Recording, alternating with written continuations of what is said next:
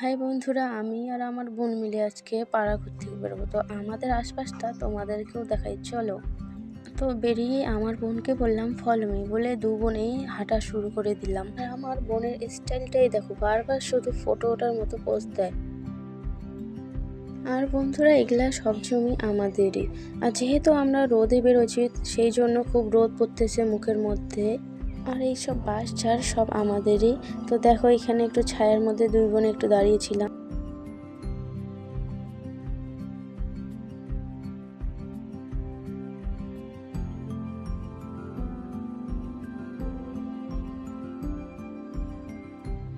তো আমরা একটু ঘুরেই বাড়ি চলে আসলাম। এটাই আমাদের বাড়ি। আর আমাদের বাড়ির পাশেই একটা লেবু গাছ আছে। লেবু গাছটা আমাদেরই। লেবুগুলো ঠিক কমলা লেবুর মতো দেখতে, কিন্তু কমলা লেবুর মতো খেতে না, খুব টক।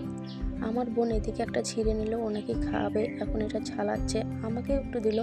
খেয়ে তো আমার মুখ শেষ। মুখটা দেখেই বুঝতে পারছো কতটা টক।